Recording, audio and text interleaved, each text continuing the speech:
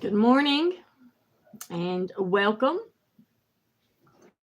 Um, Today is Wednesday, June 12th, 2024. I had to think about it for a minute. I hope you're having a beautiful morning, and I appreciate you being here and taking the time to do a Bible reading with me. We're also going to take a look at some headlines. So,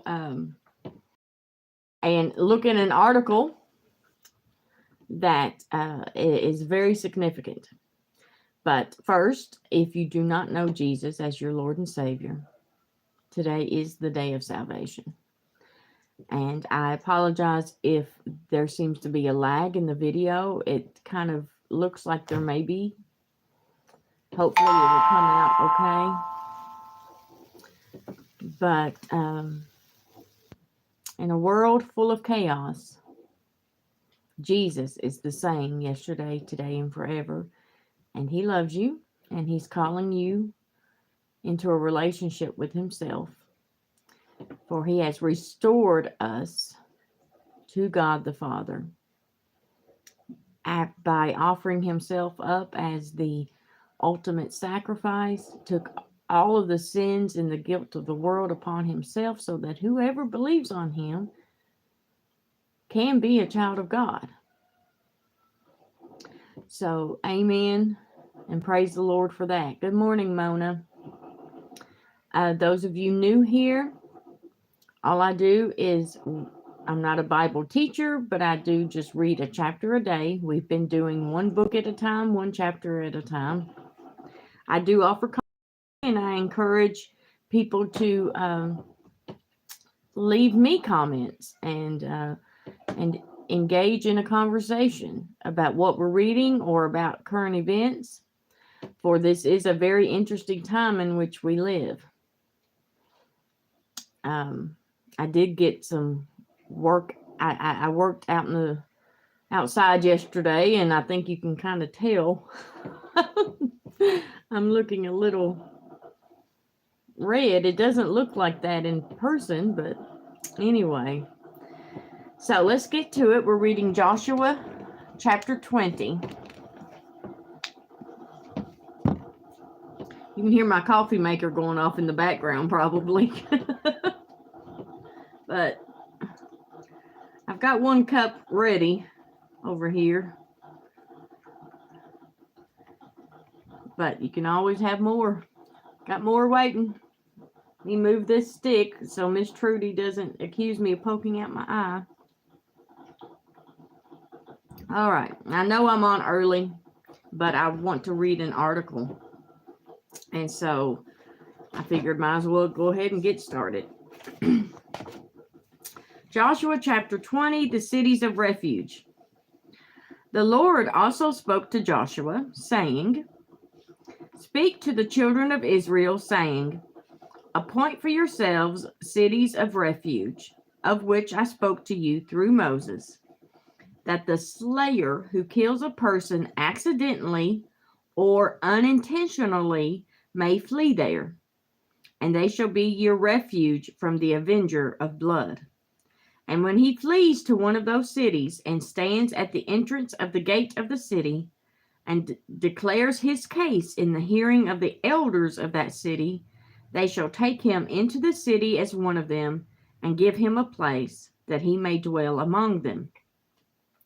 Then if the avenger of blood pursues him, they shall not deliver the slayer into his hand, because he struck his neighbor unintentionally, but did not hate him beforehand. And he shall dwell in that city until he stands before the congregation for judgment, and until the death of the one who is high priest in those days. Then the slayer may return and come to his own city and his own house, to the city from which he fled."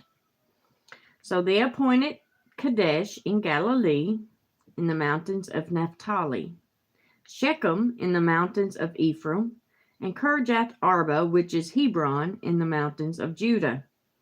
And on the other side of the Jordan, by Jericho eastward, they assigned Bezer in the wilderness on the plain from the tribe of Reuben, Ramoth in Gilead from the tribe of Gad, and Golan in Bashan from the tribe of Manasseh. These were the cities appointed for all the children of Israel and for the stranger who dwelt among them, that whoever killed a person accidentally might flee there, and not die by the hand of the avenger of blood until he stood before the congregation.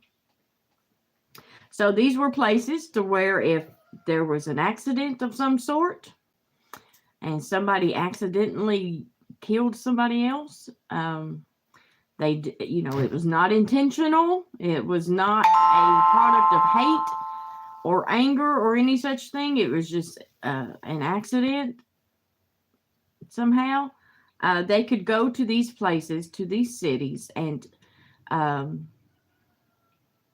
claim, tell the elders what happened, and the elders would take them in and protect them until they had a trial, basically, until they went before the congregation of the people, explained what happened, and so forth. So, praise the Lord for that, for providing this way of protecting someone who, could be killed as a murderer when really they were not a murderer. It was just one of those things that happened. I guess there's any number of scenarios in which something like that could happen. So there we have Joshua 20. And now we're going to go through some headlines, and then I'm going to read an article.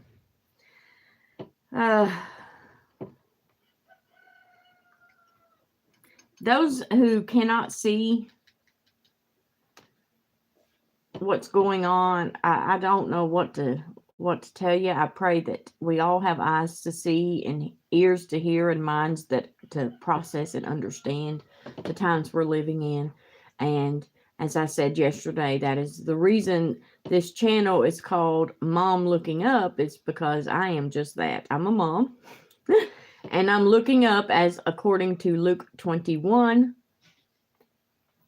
which is when you see these things begin to happen, look up and raise up your heads, for your redemption draws nigh. And that is what we are doing here. That's what I'm trying to do here. Yes, some are still so blind. They some are willfully blind. Others just simply don't know better. And that's why we need to step up and tell people, share the gospel, and then be someone of strength and wisdom and guidance for those who are scared or confused.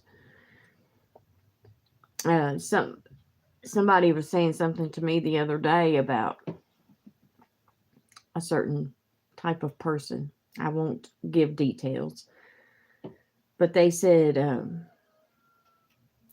they're just a slave. Now, he wasn't meaning that derogatorily. He was meaning that they are a slave to sin. And I reminded them that we were all slaves to sin. And so those of us who have been set free through Jesus, it's our calling to do as Jesus did and declare the good news and say, hey, you know what? Your chains have been broken. Your bars have been melted away. The door has been flung wide open. You are free if you so choose to walk in that freedom that is offered through Jesus Christ. So not to continue staying in your slave chambers, but to step out in the freedom of Jesus. So, but anyway, here's some headlines. Egypt. This was on June 7th. Egypt sets the hottest June day in African history. So let's see. it got up to 123.6 degrees Fahrenheit on June 7th, there in Egypt. And Cyprus, on the same day, had their hottest June day ever, with 111 degrees Fahrenheit. You know, Mona knows, because she lives real close to me, that we've had beautiful days here the last couple of days. It's been perfect. I mean, yesterday was ideal, and I told my dad, I said, man, if it stayed like this all summer, I would be so happy. But of course, we know it probably won't. I think the temperatures are supposed to rise this weekend to 93, but it has been really beautiful here.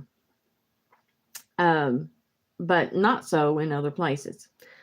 Meanwhile, in Albuquerque, New Mexico, there have been flash floods resulting in one fatality. The UN Security Council approves the U.S. resolution calling for a ceasefire in Gaza and hostage release. We have, they approve this, or they approve some sort of resolution like every couple of weeks, and then it gets denied, and then another one is created. Marine Le Pen ends the painful globalist era. We are ready to restore the country, ready to bring France back to life. As you may be aware, Macron has been booted. The French people have boldly voiced their dissatisfaction with the current left-wing administration and are returning to more conservative ideals, more policies that benefit the French people rather than this globalist ideal.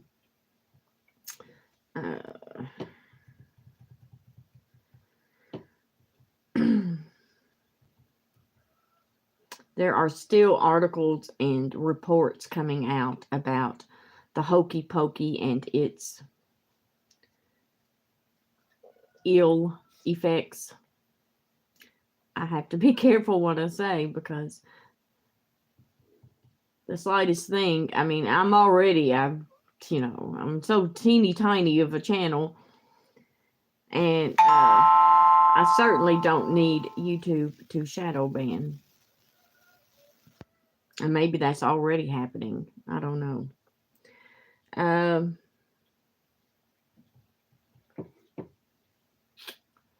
The American economy is crumbling. Anybody who says otherwise is delusional. That's basically what this one article says.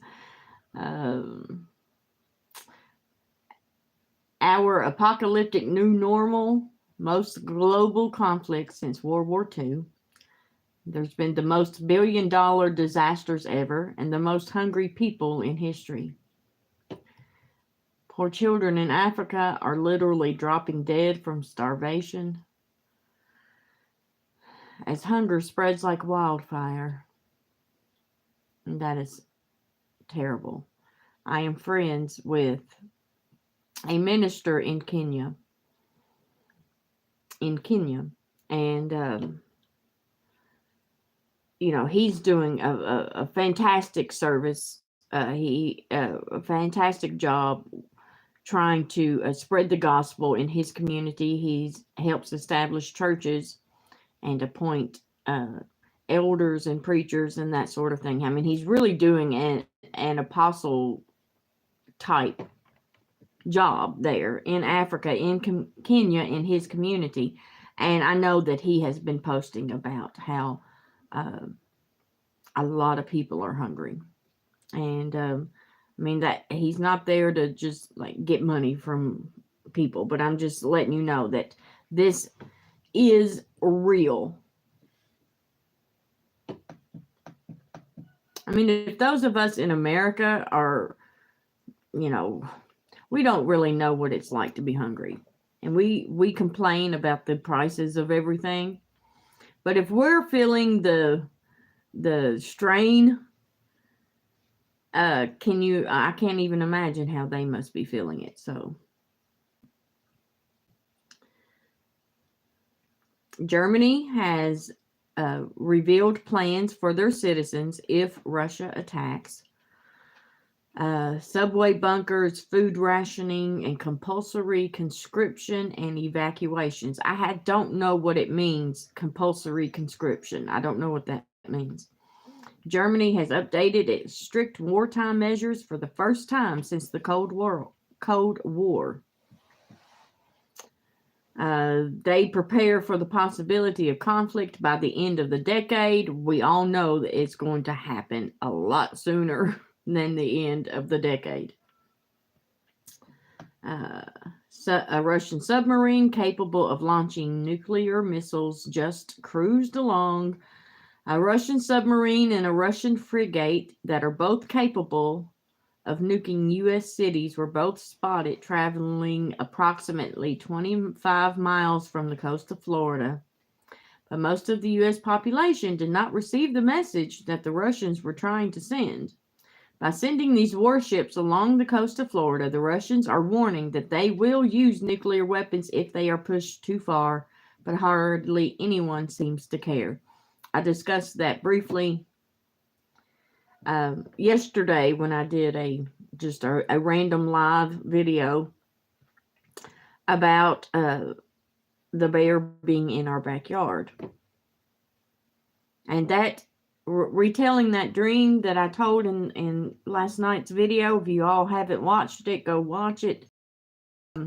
It was not meant to startle or anything. It's meant to encourage you to be found in Jesus, because whatever happens, if you belong to Jesus, you're going to be okay. That doesn't mean that you won't die. You won't be unalived, because we might, but there's more to life than this one, right? And so we will be okay. And that's what we need to remember. And I try to stress it to other people and remind myself that when you belong to Jesus, you belong to Jesus. Nothing is going to happen to you that is outside of his control, that is outside of his foreknowledge, and that is outside of his ability to help you through it, okay? Nothing is going to catch him by surprise. So, if some people may call that fate, but it's not. It's Jesus. It's that blessed assurance that Jesus has you and will help you through whatever it is. I believe that. So now, here's the article I want to read. I really like this guy. It's Michael Snyder from the website End of the American Dream. If I remember, I'll post this article in the description afterwards. So, it says, another tsunami prophecy. When will the American people start listening to the warnings? We have been warned, I'm quoting here, y'all. We have been warned for decades that someday gigantic tsunamis will hit the United States. Unfortunately, most of the population is not interested in such warnings at all. When I was a child, Michael talking, when I was a child, I was shown giant tsunamis in my dreams over and over again, but at that time I had no idea what I was seeing. It was only many years later that I started to understand. As an adult, I discovered that men and women of God all over the world have been shown enormous tsunamis that will absolutely devastate the coastlines of America. One will hit the West Coast and one will hit the East Coast. I shared many of these warnings in a book that he wrote. And since that time, I have heard from even more people that have had similar experiences. God has been warning us over and over again, but most of the warnings have fallen on deaf ears. Some people just can't process it. They can't deal with it. When it comes to end times prophecy, when it comes to, dealing with the realities that are going on and that what will come, they just can't handle it, So we must be patient with them and pray that the Lord direct them, guide them, and so forth. Some people just cannot handle it. And that's okay. And then other people just refuse. They don't worry me, don't bother me with that sort of thing. I just want to live my life and do what I want to do. And one day they may have a very shocking jolt into reality. But anyway, so Michael continues. Perry Stone has had a number of tsunami dreams over the years, and on November 9th, he had another one which greatly startled him. Okay, and you could find Perry Stone's video where he discusses this on YouTube. He's got a YouTube channel, and the title of this particular episode is called Urgent Warning for the United States. So in the video, he reveals that he was shown that the tsunami threat is caused by a large earthquake. So we know, to recap, people for decades have been having dreams of a large tsunami or a large wave of water coming. Perry Stone had a dream about the tsunami, but he understood from the dream that it was caused by a large earthquake. Stone then transitioned into a series of dreams he has had over the years, specifically focusing on tsunami scenarios affecting various coastal areas of the United States. While clarifying that he does not actively seek such visions, Stone shared a recent dream from November 9th in which he witnessed an earthquake and the subsequent threat of a tsunami. I do not go to bed thinking about tsunamis. I do not ask God to show me events concerning tsunamis. As a matter of fact, these dreams often come at a time when I least expect it, Stone reveals. I can attest to that. Every dream I've ever had that I know was from the Lord came completely out of left field.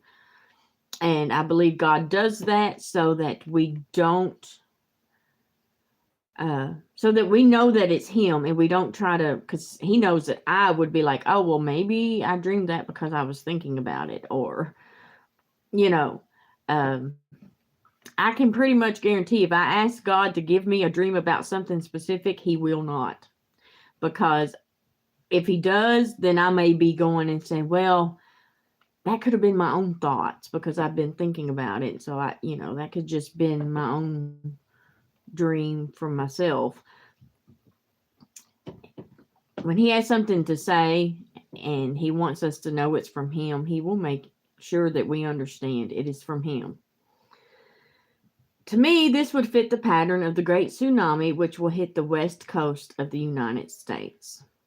So many believers have been shown that a tremendous earthquake in the Pacific Ocean stirs up an extremely tall wall of water which slams into coastal communities. Someday it will happen. And the truth is that the Cascadia subduction zone has been quite active recently. Yes, I have seen headlines regarding that. On October 2nd, a magnitude 4.7 earthquake rattled the coast of Oregon. Just a few days later, a 4.3 could be clearly felt in Seattle. Scientists tell us that it is just a matter of time before the big one hits the Cascadia subduction zone.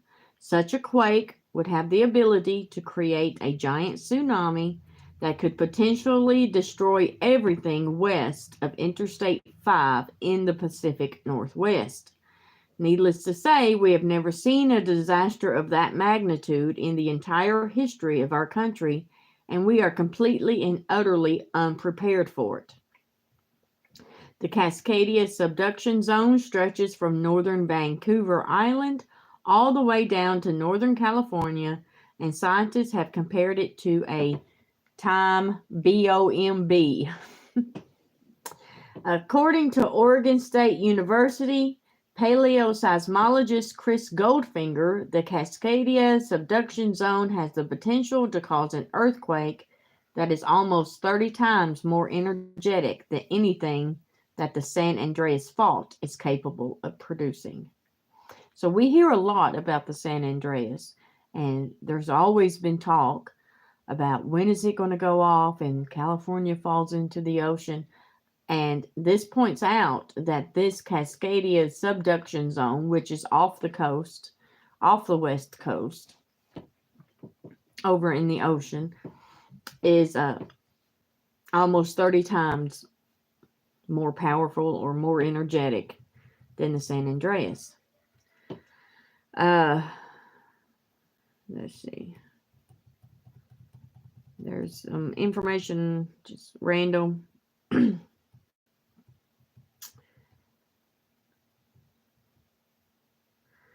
Goldfinger claims that such an earthquake could produce a giant wall of water up to 100 feet high.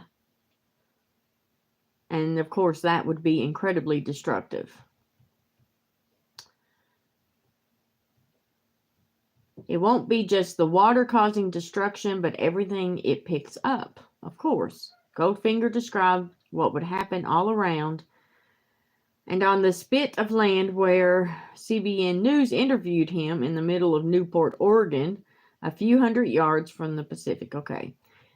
Suddenly you've got a bay full of fishing boats, refrigerators, cars, and everything else. And it's like a glacier of debris that's just kind of sloshing back and forth. Yes. I mean, we don't think about that. It's more than just the water. Once that water comes into contact with the buildings and things, and not to mention people, but all of that is going to be, it's just going to be everywhere. Do you understand what this means? What this means? Seattle would be gone. Tacoma would be gone. Portland would be gone. We are talking about complete and utter devastation. Okay, so we get the point. This incredible earthquake, which will then set off a tsunami. I want to... While I was reading this the first time this morning, I was taking into account the other dreams that people have had concerning the demise of Babylon or the demise of America. I myself have also had dreams throughout my adult life of two things. One, there was always a knowing that something was coming, like some sort of great disaster of some sort of horrible shaking was coming. And then I've also had multiple dreams of flooding of water, of great, I guess, walls or of water coming and hitting. I wasn't afraid in any of them, but still, I always wondered, what does that mean? So that doesn't necessarily mean that I will be there when this happens, but, it was just something that I was shown. But beyond that, people have also had dreams of the, being released and dropped. It's very possible, don't you think, that these things that are dropped could be dropped off from the coast which not only creates this huge earthquake, but then it compounds and doubles the size of the ensuing tsunami that would result from the earthquake. So it would cause a tsunami on its own, dropping into the ocean. But then when the earthquake goes off, it creates an even bigger one, at least in the case of the West Coast. Something similar could happen on the East Coast. But we know that if that goes off on the West Coast and San Andreas goes off, very likely Yellowstone volcano may go off. That whole fault line, the New Madrid, can go off. That other one that connects the Northwest to the New Madrid that was recently discovered, it could go off. I mean, the entire landscape of America could be drastically changed, not just split down the middle with the New Madrid, but with all of these other ones going off. And then you have the tsunamis and the waves of water that are coming in at the same time, not to mention the you-know-what being dropped on actual cities, as Pilgrim talked about last night when his friend Elizabeth was given that vision of hitting New York, and was told to tell Sam about it. And so she did. And so then Sam made that video last night regarding that. So all of this could happen, bam, bam, bam, bam, bam. Or it could all happen at one time, you know. They could maybe do a warning off the coast, which creates a tsunami. Or it could all be, it just bombarded at once. We know that Babylon will fall in 1 hour, which means basically I think it's just symbolic of a very short period of time. But if everything is going off at one time, then it really could happen in 1 hour, you know? So, and people have had dreams that when the come, then the church goes up.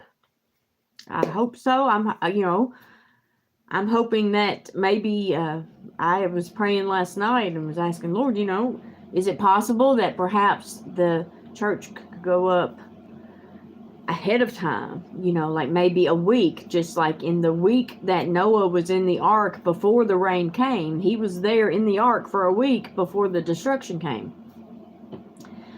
Could we be taken ahead of time?